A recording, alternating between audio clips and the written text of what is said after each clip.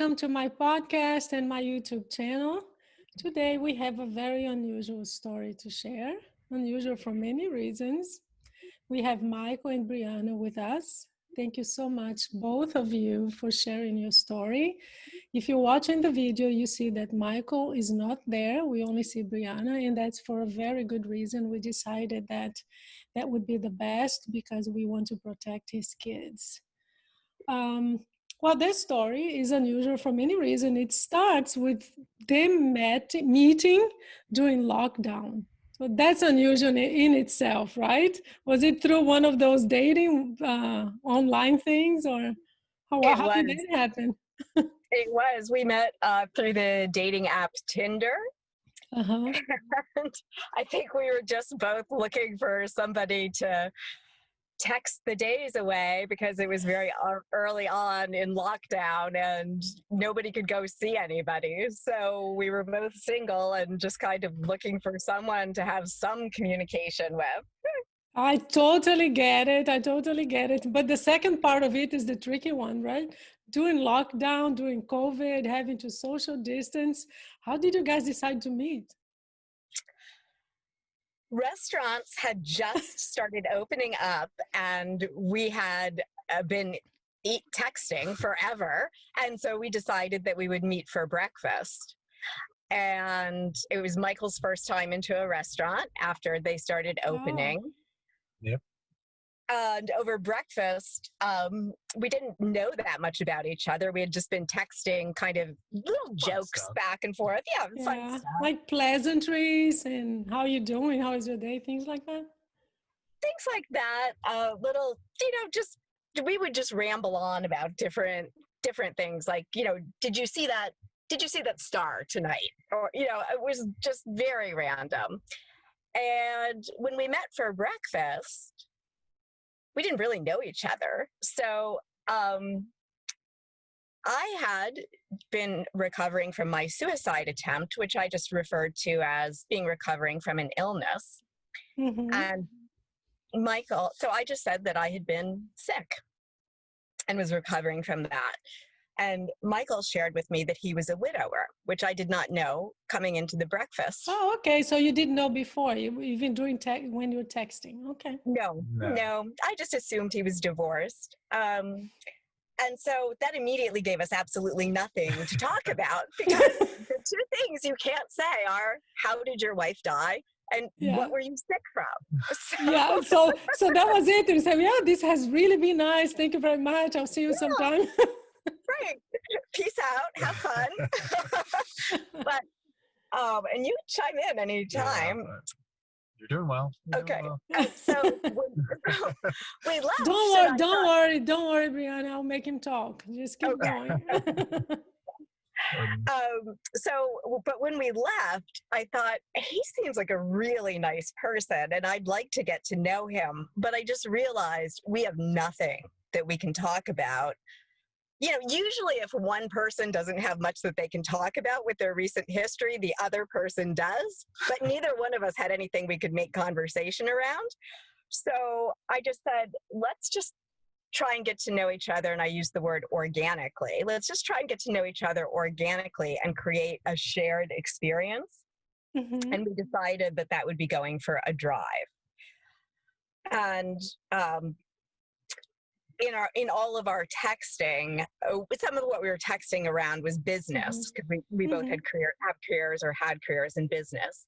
And we were talking about long-range planning, and I said my first long-range plan as a child had been to grow up to be able to go to the grocery store with my own money and buy all the whipped cream and cherries I could possibly eat because my mother never let me eat them all as a child. And I said, and as with many long-range plans, the goals along the way changed. And so Michael immediately responded back to that text and said, well, plans are meant to be achieved and dreams should come true. So let's add that to our drive. So we bought a can of whipped cream and a jar of cherries and decided we would take this drive. You can't forget about the 70s playlist, though. Well, and a song came on the radio and Michael started crying. And then he shared with me how his wife passed away, which was suicide. Mm-hmm. And so we sat in the car for about 6 hours and talked. Wow. We didn't start up again. We sat in this very car that we're sitting in right now, which is why we're sitting in the car now talking to you. Yeah. And we shared a lot. I learned a lot about him. I did not share about my suicide attempt then. I hadn't fully acknowledged it to myself at the time. Mm-hmm. Um, So, Briana, let me just ask Michael something. I heard a little bit of your side of the story, and I want to hear him because I was just wondering how hard it was for him to actually share the loss of his wife with you. I know you had just met, and it is suicide. We know it's a stigma, and I'm sure that a lot of things were going on in his mind. So, Michael, how was it for you? Was it something that you decided right there and then? Was it because of the song, or was it something that you already had decided and you just chose the timing? What a great question. So I was not planning to share because that's always one of those things. You don't know how people are going to interpret, that kind of information. And for me, I very rarely share that information of how my wife passed by suicide. But what happened was, yes, the song started, and then we started then talking a little bit, even just before the song, about some very personal stuff that Briana went through from a medical perspective, not even though it wasn't specific to how she got into that situation. I could feel the pain, and the sharing was so deep that I felt like just so reciprocal in wanting to share something deep and painful back, and somehow it just came out that it was very difficult to share. Just in, I've been, her suicide was over 3.5 years prior to that, and yet still it's very, very rare that I share it with anybody besides my close personal network, right? So, but I just felt right, and she was so open and warm with it. I just went with it. Yeah, it is a stigma, isn't it? And even with the closest people we have, it's hard to talk about suicide. So can you tell us just a little bit of what happened? We don't need to know much. As I said in the beginning, we want to protect your kids, and we want to make sure that we don't reveal anything that will give it out. And so can you just share a little bit of what happened to your wife? Yeah, she's been battling a lot of trauma throughout her entire life. And she gets triggered at different times at a very difficult emotional state that, beyond depression, it's just very difficult for her. She also has a lot of physical medical issues that makes it very difficult for her to sleep and manage and all that. So that's just a normal state for her. And so she had suicide thoughts over the years. We've been married for almost 20 years. Wow. But this particular, this particular day, there was a argument she had with her father, and truly triggered so much early childhood trauma. Her mother spent the night talking at our house, which was very unusual, never really happened before. She even slept over. I had let them talk to themselves because there was a lot of personal family things. I just wanted to give them space. I went to bed early, and then I woke up without seeing my wife next to me, and and then that's when I found her. And yes, it was completely off guard. It's been a very long time where she felt that bad about suicidal thoughts. So it was beyond a complete surprise, and devastating, and yeah. Yeah, I'm really sorry you went through that, Michael, and I'm sure for your kids. Did you talk to your kids afterwards? Do they know what happened? So they didn't realize what was going on. It was early morning. I had found her and actually called, 911, and we were actually doing CPR. So fortunately, and it's a little bit of a long story, but the short story is I had somebody had stopped by, some workers had stopped by, knocked on the door, and was using a ladder and stuff like that, made noise. Well, that noise was a distraction for the kids, and they just stayed in their room because they don't want to see the workers. So fortunately, with them staying in the room, the paramedics came, and we rushed to the hospital without them knowing. And as soon as, they tried to actually do CPR for a long time. It was obviously not successful. And then after that, I came home and Yeah. That was I'm really hard sorry. for the kids. Yeah. Thank you. Yeah, that was the hardest part, obviously, coming home and having to tell the kids.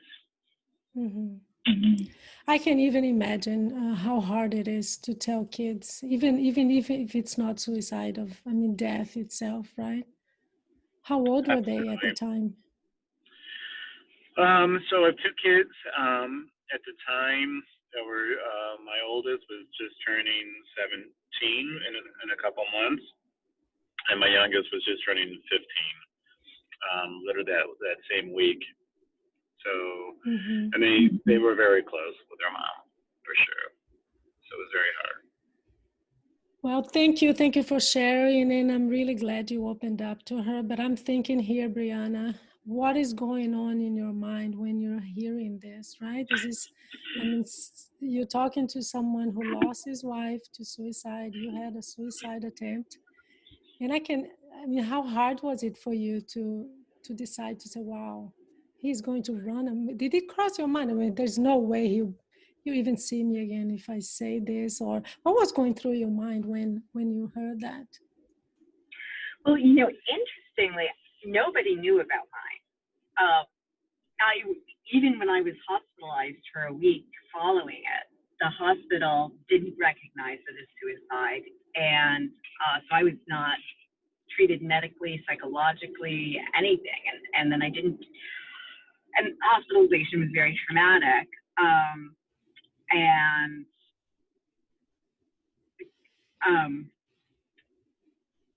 Very traumatic.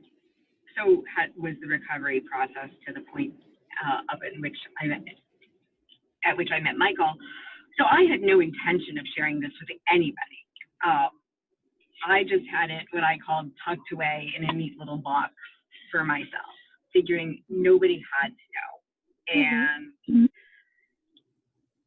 so I was very disconnected from it. And I just was connected to the fact that I had a profound illness that I was recovering from, which had involved 3 months in bed rest.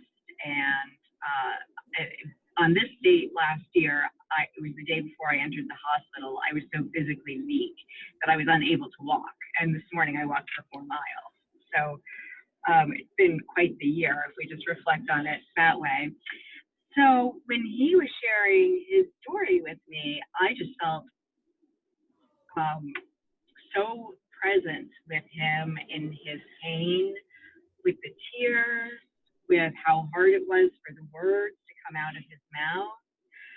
I just recognized it as his pain, and that he was taking this point to open up. I didn't know how many people he had shared it with, but this will sound strange, honored that he would feel comfortable enough to share it with me. And so I just wanted to be present in the moment. There was nothing I could say that was going to make it better. There were no questions that I could ask. Both of our stories are stories that unfold in their own time. There are just no questions you can ask. You just wait until you're ready to share. And I just waited until he was ready to share. And so I was not connected to my attempt at all. Since I wasn't planning on telling anybody, I wasn't planning on telling Michael either.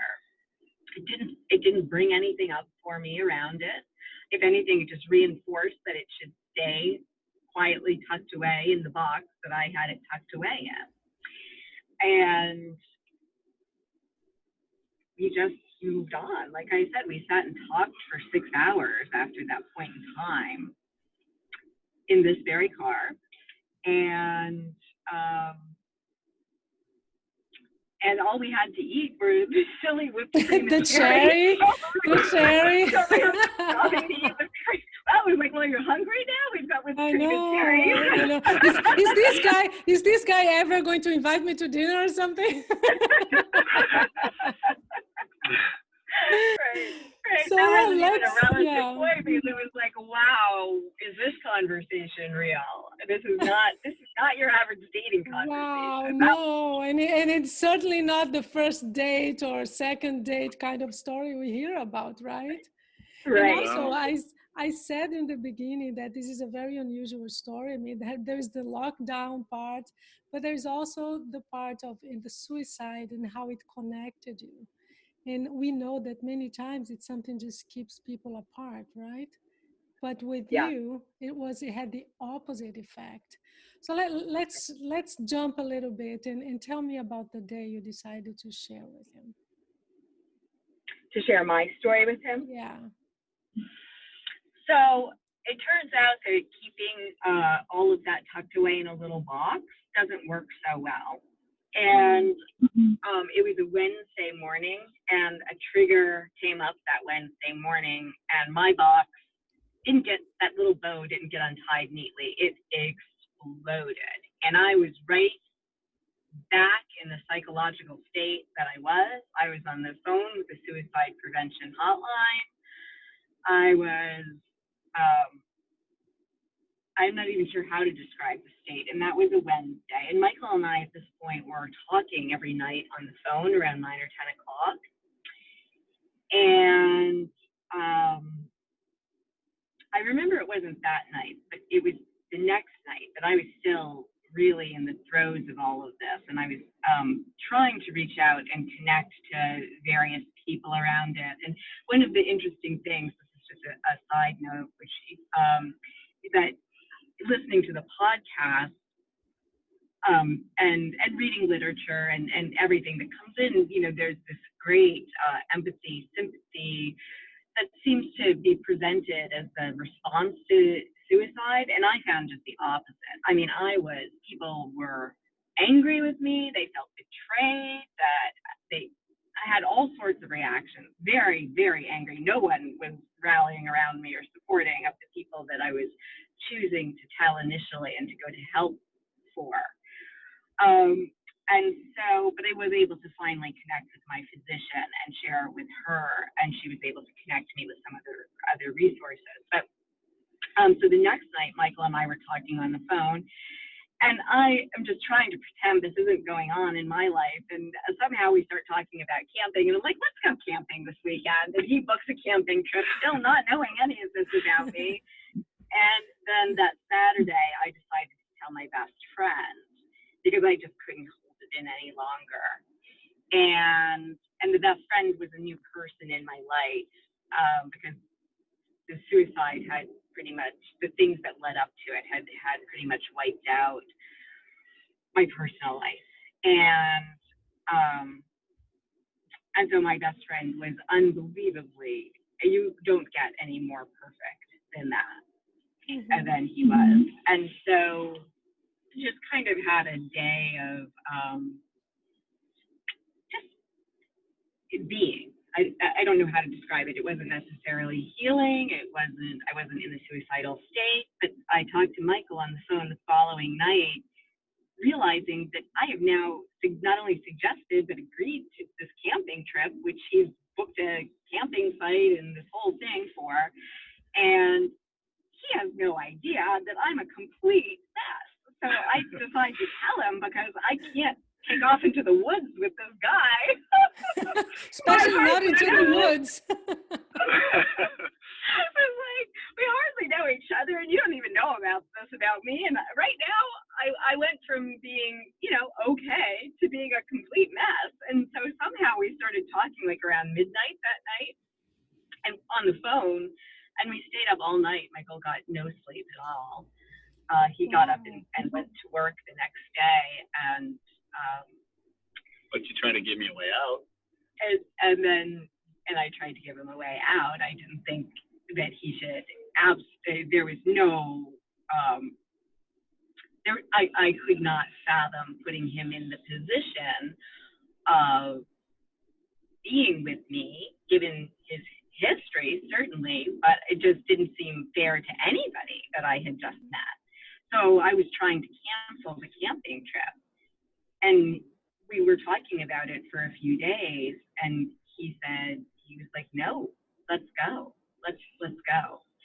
And what has always continues to strike me about Michael is his just endless ability to be caring, to be loving, to have empathy, to allow everyone to be who they are, what they are, when they are, without getting into any sort of codependent situation with it. He never thought he was going to rush in and save me from anything that I had experienced. I never felt like I was going to rush in and save him from the pain of losing his life. And we just said we're just going to flow, and we're just going to go day by day and minute by minute, and we are just going to see how we feel. And that camping trip, it was magic.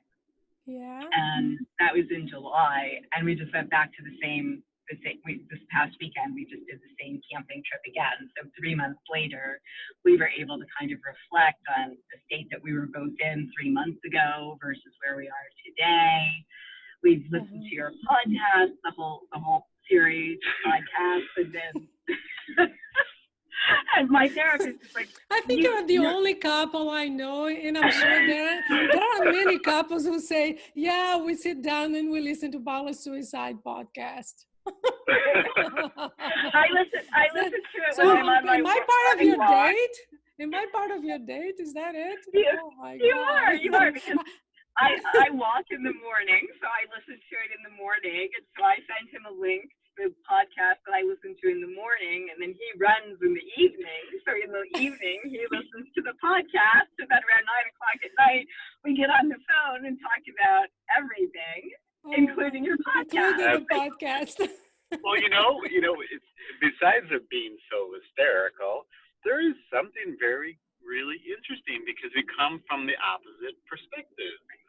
So when we listen to your podcast, I, come from the suicide survivor, of losing a spouse, and she comes obviously from the other side, and we just kind of talk about it. And I think what Briana said about the conversations we have with not being codependent allows us to be free and non-judgmental. And to your, what you always say in the podcast about the biggest challenge around the stigma, well, we didn't pull that into our relationship at all. We just kind of talked about it openly. And I think that was very healing in its own ways for both of us from different perspectives.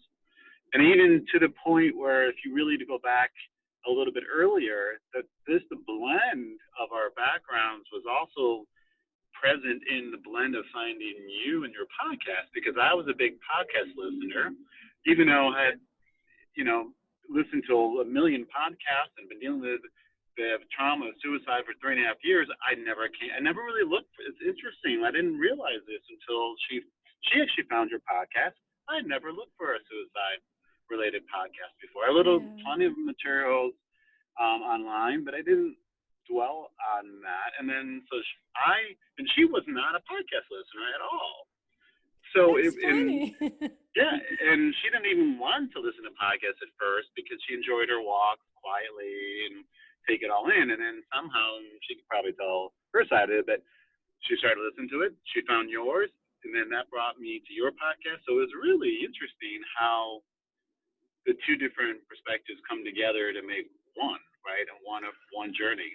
And this is where the pandemic cycles back into this. I was dealing with so much of my own trauma, everything that with the pandemic, I was a news junkie, but I decided I couldn't take the news at that point in time. So I hadn't been listening to or reading the news at all. And I turned off all the news alerts on my devices. I just was paying no attention to it. But what I realized when I started listening to some of the podcasts Michael was listening to was that I was missing taking in information. And so even though I couldn't stand to take in the information of the political climate, of the COVID climate, of everything, that I really needed to be taking in new information. And that was a challenge for me at that point in time, because I was all over the place emotionally and mentally. Now that I had opened up this box of my reality, and because this is what I was dealing with, hearing all sorts of different people's perspectives on your podcast made it not only easy to listen to, but I started walking twice as far as I was already walking because I needed to listen to another podcast. So it stimulated your 2 miles a day, exercise? to 4 miles a day, to walking 5 miles a day. Well, guys, I have to say I'm honored. So I helped you connect. I mean, just listen to this. I helped you connect. That's weird, but honored. And I helped you do more exercise. How cool is that? That's great. But Michael, I want to ask you something before we kind of slow down and end this. But I want to ask you something. Was it scary for you when she said, I attempted suicide? Did it take you back to a time when, well, maybe did it cross your mind, say, oh, no, I can't do this again? Or just to share with us a little bit. I'm sure a lot went on in your mind. Yeah, and I have to say, I admire you, and I admire you not being judgmental, because that's so rare, and that's what makes people who are at risk for suicide to feel so isolated. Well, I think you just touched on exactly where I was coming from. The empathy I had all along for my wife and the struggles she had, I understood, this, kind of where she was at, even though, of course, I never thought it would happen to that degree. But I have developed such a strong sense of empathy for others and not being judgmental, because there's just no way I could possibly understand what it's truly like to be in their shoes, but I could just be there as much as I can present wise. So when she shared it with me, I mean, clearly I was probably just in a state of, what did you just say? Am I hearing this? But then I went right into my empathy mode and just listened and listened and listened. And, the only time where I really struggled, where it took me back to connecting it to my wife, was just, do I have the capacity, to make sure I can do this all over again, right? Being empathetic to a person at that level. And even though, I heard Brianna's journey of where she came from, where she's going, it was very scary. I mean, it's very scary to know I would never want to lose anybody again like that, right? And so even though there was no concern of that from what Brianna was saying, but of course you can't predict the future. And do I want to take this journey where the signs are already there, danger, right? Now there's a potential here. So it was very scary, but the more we talked, the more I listened, the more, and I even told her this in the beginning before I even knew her stories. I was just so proud of her, just climbing out of the depths of, again, what she calls the medical illness, and getting stronger physically, emotionally, and even though there was a journey still to be had, she was very clear about that.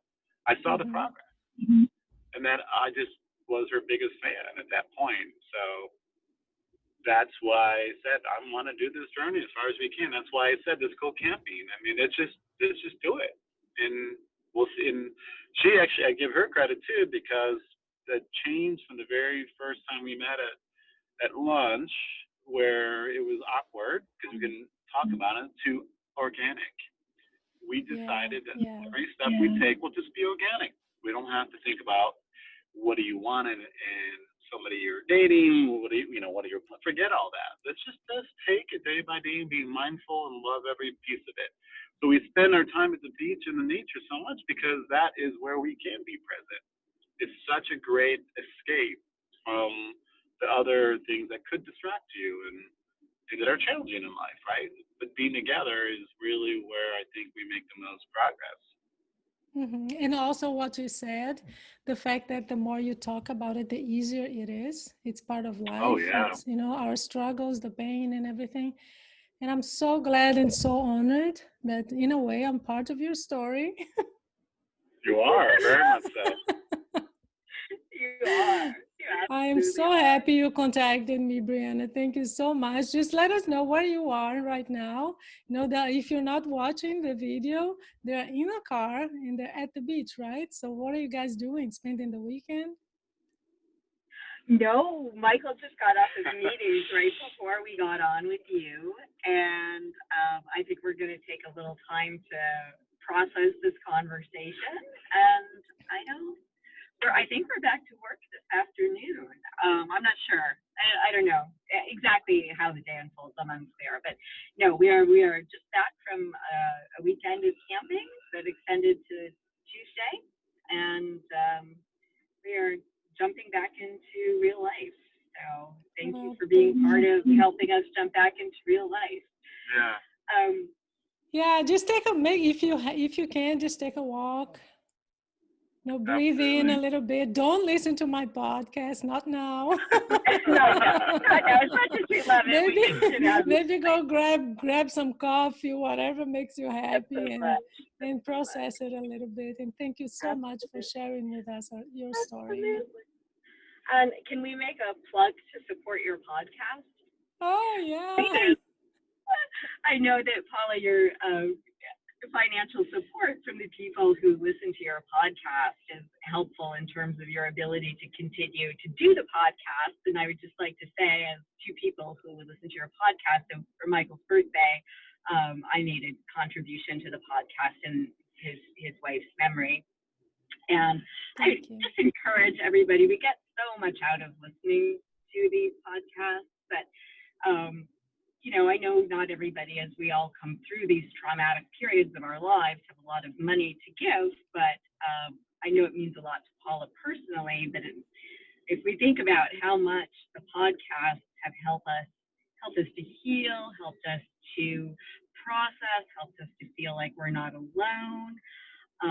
When she talks about our therapists or medical professionals trained, they're not. And I give my therapist a lot of credit. She's not trained.